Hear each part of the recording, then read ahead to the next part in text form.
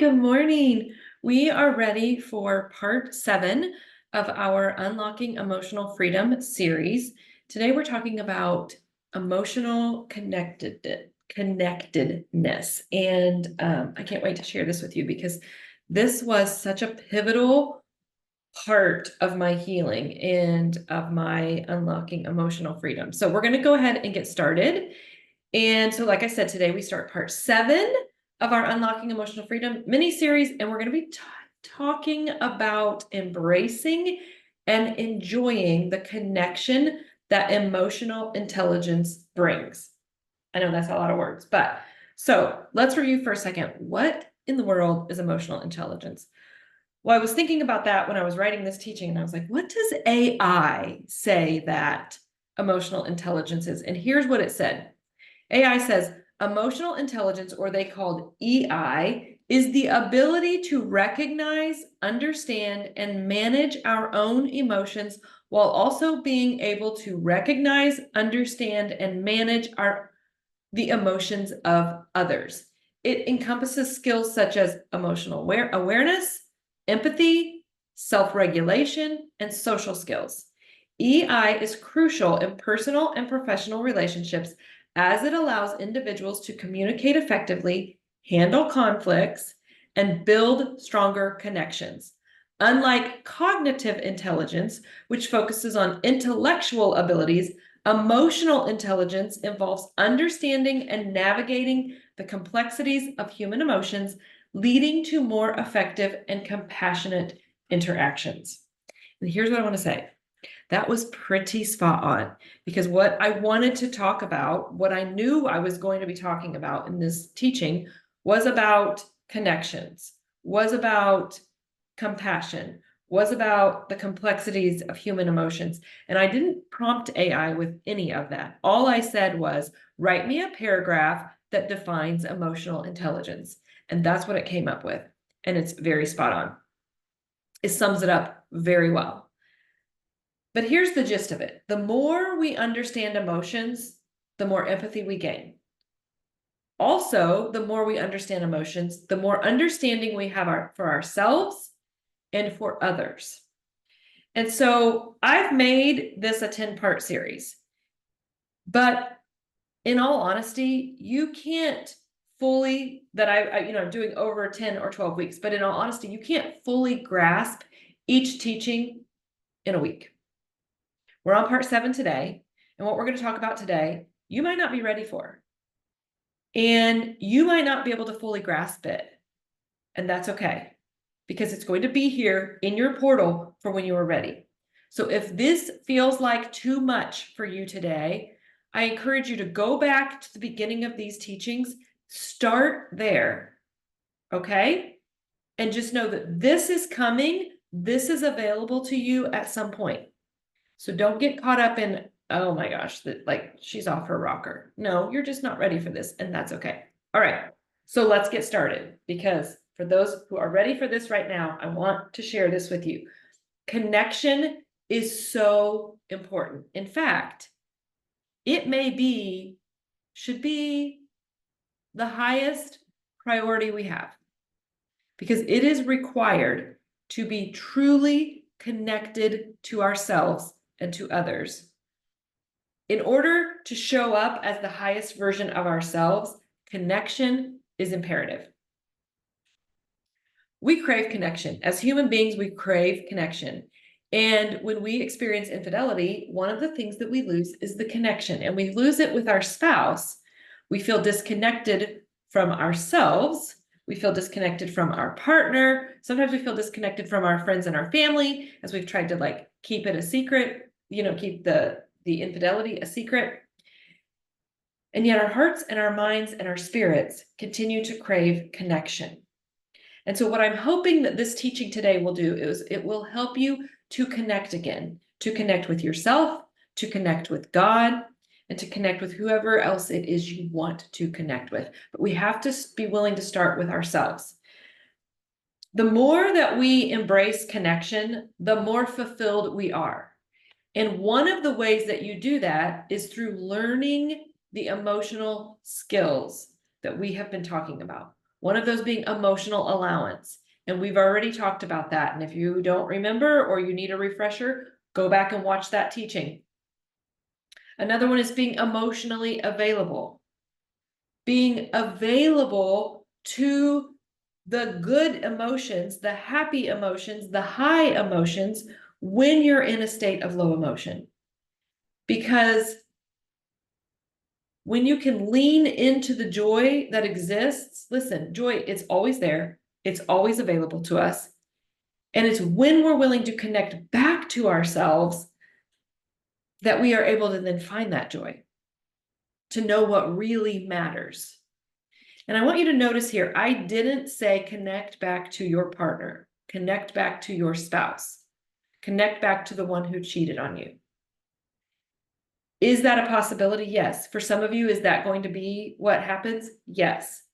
But that's not where we start when we're doing this work. That's not where we start when we're unlocking emotional freedom. First, we have to connect with ourselves, and we have to connect with that higher being that we believe in, which for me is God.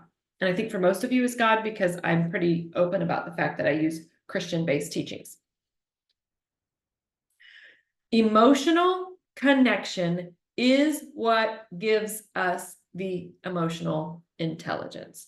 And remember, we said the gist of what emotional intelligence is the ability to recognize, understand, and manage our own emotions. Okay? So I want you to keep that in mind when I'm talking about emotional intelligence. Emotional connection is also so important for mental and emotional health because it creates a safe place to be who we really are. And I will tell you, I've been doing this work for a long time, and it's just been in the last couple of years that I have really, truly been able to create safety for myself. And when I did that, and when I realized that, my life opened up even more. And that emotional, that safety, that emotional safety, when you can create that for you, oh my goodness, your life, like the joy just like comes tenfold. I think that a lot of times people think that what I teach about healing from infidelity, like I make it sound easy. I make it sound like it's just, oh, it's so rosy. You just got to think a different thought and boom, you're going to be better. And that couldn't be farther from the truth. But what I will show you, what I know is available to you, is joy, always. And here inside of Joybound, this is a safe place for you to be who you really are and to be able to process and grieve what you are going through, but also be able to see the infidelity in a way that brings you life, in a way that still allows you to see the joy, that in a way that allows you to be open and available to the joy that is out there waiting for you to claim it.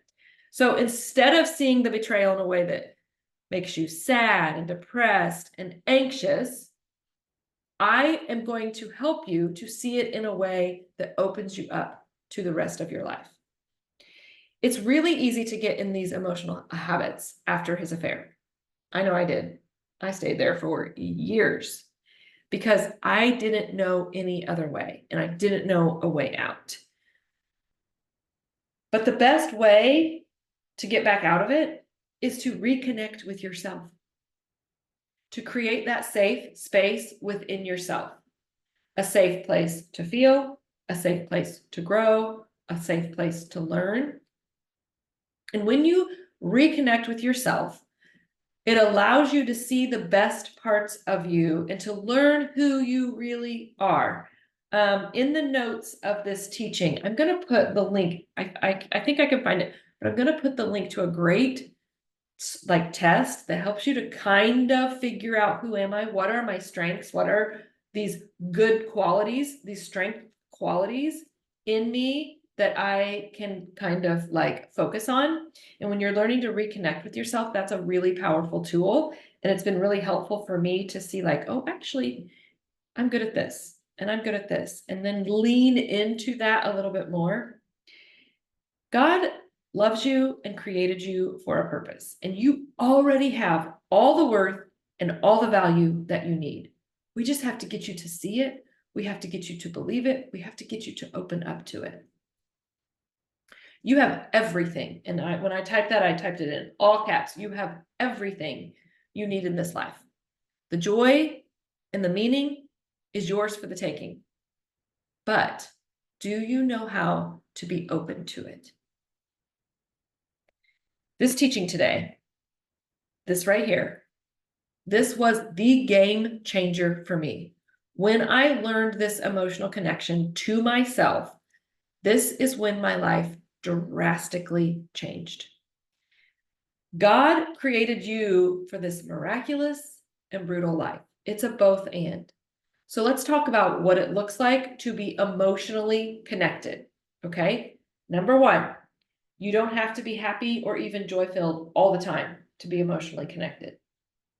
You can be connected and have feelings of sadness, feelings of anxiousness, feelings of fear, feelings of worry, and also feelings of happiness, feelings of joy, feelings of contentment, feelings of empowerment.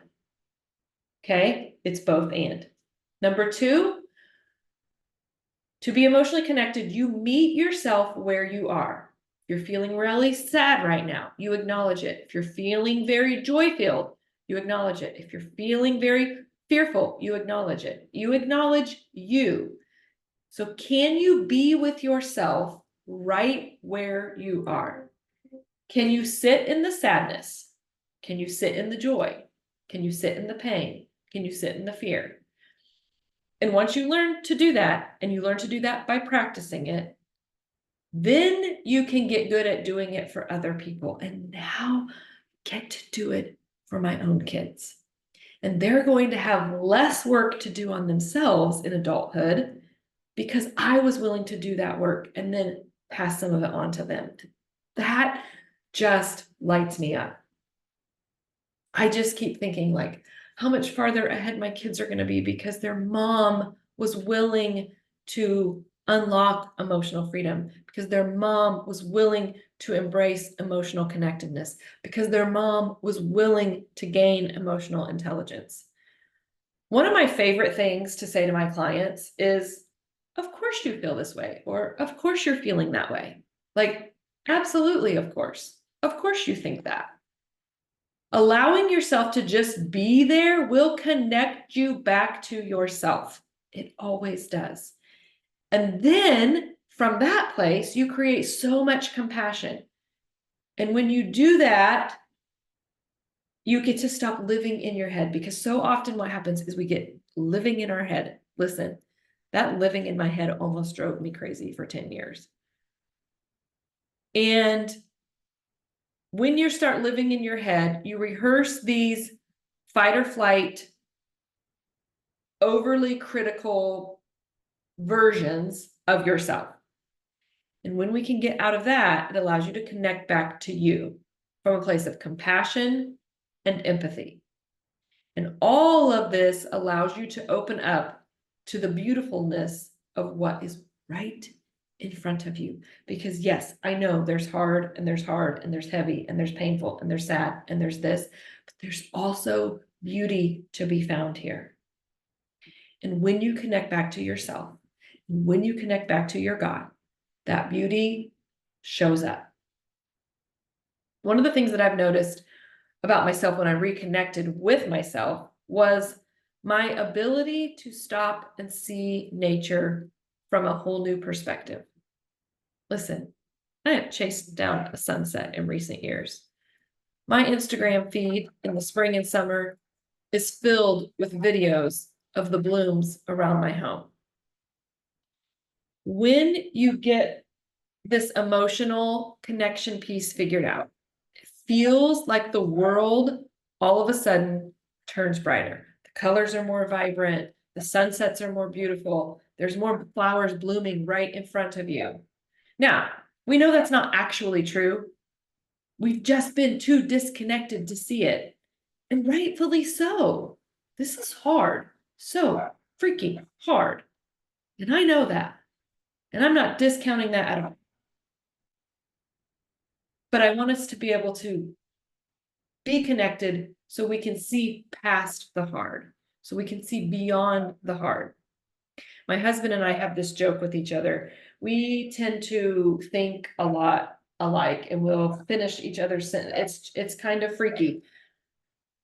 And I'll be thinking something and he'll be thinking the same thing and I'll say something and now we say it back to each other, but if he's already thought of it, I'm like, hey, we probably need to blah, blah, blah, blah, blah. And he's already thought of it. He'll be like, do you see out there? Look way, way out there. Do you see out there? That's where I am. I'm out there in front of you. And now we do that back and forth to each other. That's kind of what this emotional connectedness does for us. I'm sorry, my dog is barking. I hope my speaker isn't picking that up too loudly. Somebody must be out front. But when we gain this emotional connectedness, we get to see like what's out there farther in front of us, way, way ahead of us. That we get in this bubble of pain and we can get stuck there. And I want you to be able to see what's outside of the bubble, what's outside of the grief, what's outside of the sadness, what's outside of the pain. Because there's so much more life out there available to us. So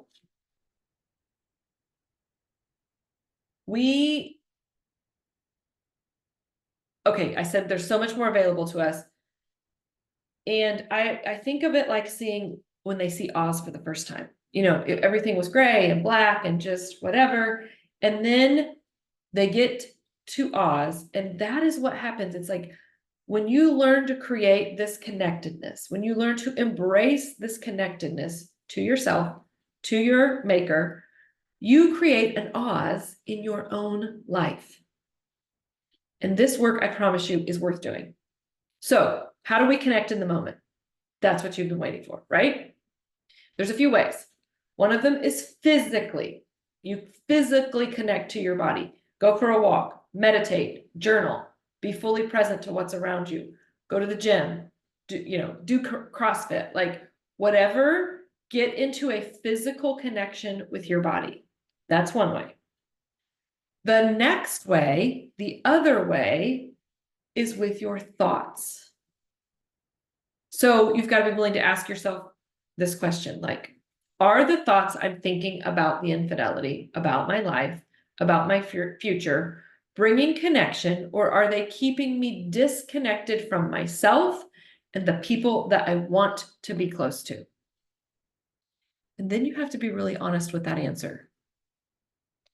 Another thing is, when was the last time you on purpose thought connecting, loving thoughts about your life, about yourself, about a particular person, about your relationship, about your healing, about any of it?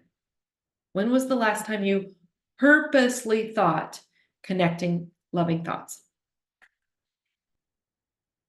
This has helped me so much in my own life, and it's allowed me to experience my life in a way I never expected. Because you get to experience your life how you decide to experience it. And creating and embracing emotional connection is the key to experiencing your best life and your best life after infidelity. You can never have a better experience of your life than the thoughts that you think about it. And you can never have a better experience of yourself than the thoughts that you think about yourself. This is my last question to you. Where would you be in your healing journey if you spent the next 30 days being more connected to you? And I'm going to leave you with that question. But I will say this. If you're watching this live or you're watching this on a replay and you know you're struggling with the thoughts part, that's what you bring to coaching. Bring those thoughts or lack of thoughts, of connected, loving thoughts, to a coaching call. And that is where we can help you. Okay? So I hope to see you tomorrow on the coaching call. Bye.